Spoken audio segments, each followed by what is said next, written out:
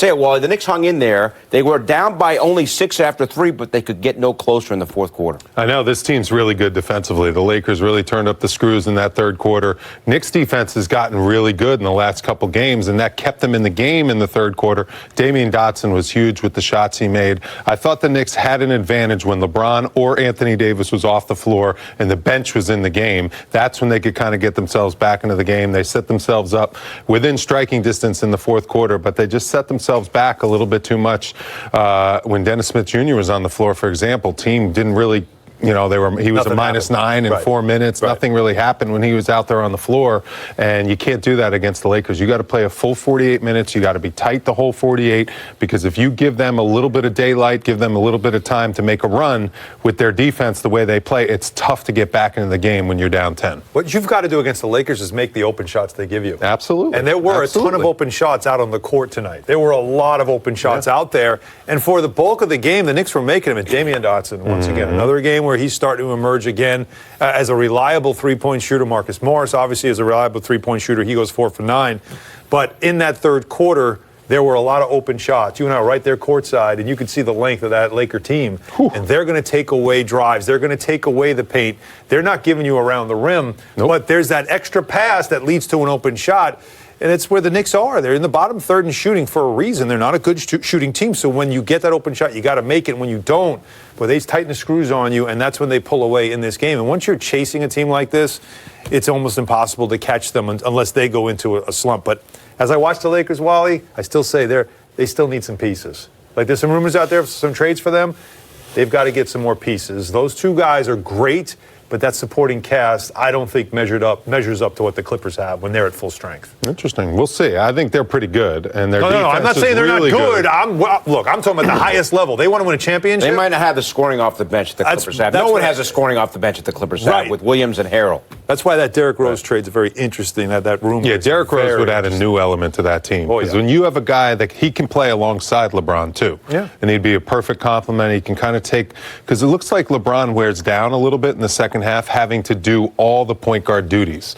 LeBron at times likes a guy like Kyrie. When I played with him, it was Mo Williams, who could handle the ball a little bit, run the offense, and LeBron could take a few possessions off where he becomes kind of like a secondary scoring option, as opposed to always having to facilitate the offense, set people deal with pressure, getting the ball up the floor, deal with getting the offense all set up and running the team. So I think they could use another ball handler to help him out. I mean, you got again, looking at this group, Avery Bradley goes 2 for 7. Our guy Denny Green 1 for 7. Danny struggled in this game.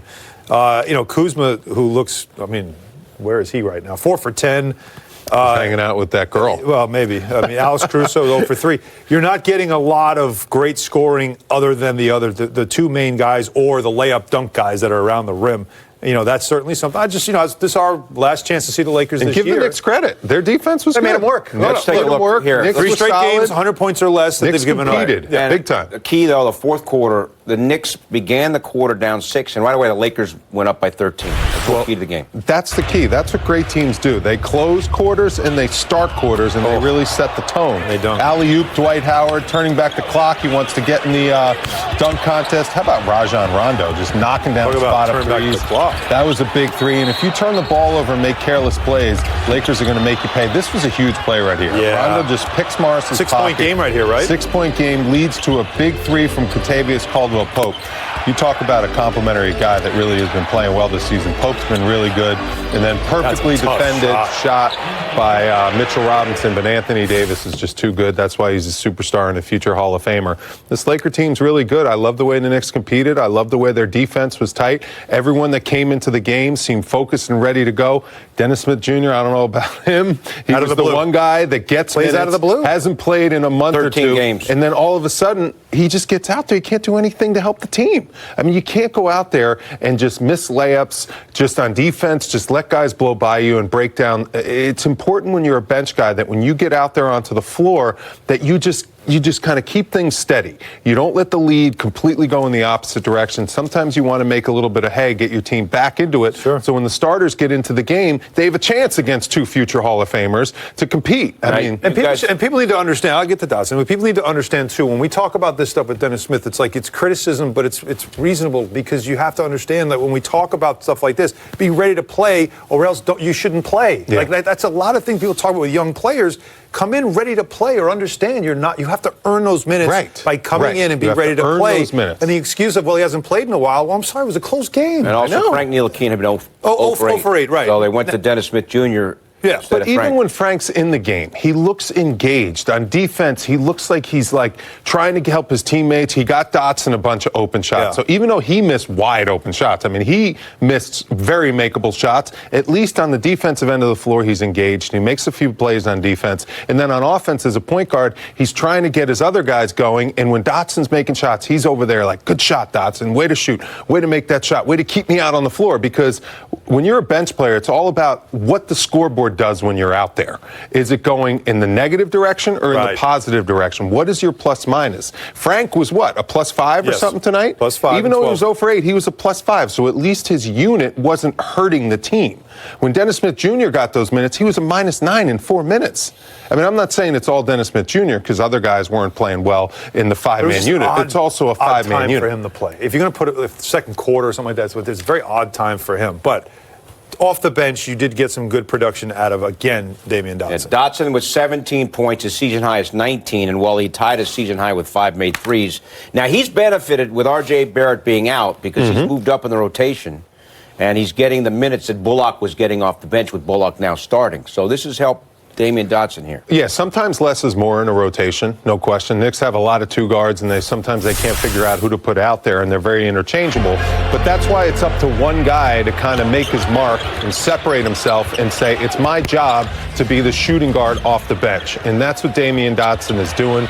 I think it took him a little longer than he wanted to because the way he closed last season when he got consistent minutes, he became a really consistent 3-point shooter.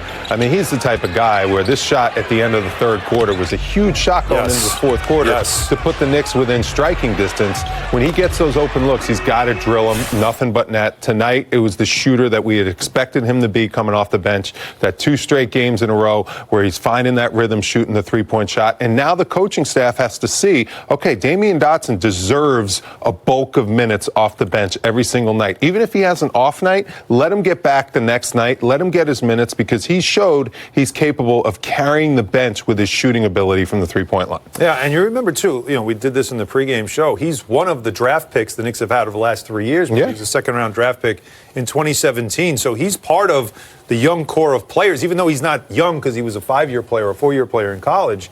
So he's a little bit older age-wise, but not experience-wise, and he's someone that you are trying to develop. And he did have the shoulder in the offseason. He started this season late. He got into training camp.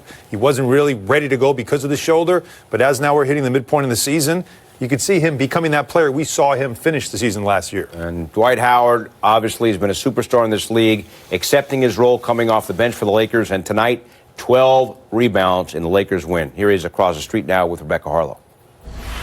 Thanks, Bill. Dwight, last time you faced the Knicks in LA on January 7th, it was a 30-point blowout. Things a little different tonight. What made this matchup more competitive? Well, they played New York Knicks basketball, rugged, physical. They tried to keep us out the paint, make us take tough shots. They did a really good job. So it's a physical game tonight. So, they played some rugged basketball. Some guys hit some big shots. Dotson came in, he hit some big shots, which kept them in the game. So they're a tough team. Physicality is something that you've never shied away from in your entire career. But off the bench tonight, 12 rebounds for you. How were you able to control things inside? Well, I was just trying to go out and give 135% for my teammates. Try to get all the rebounds that I can.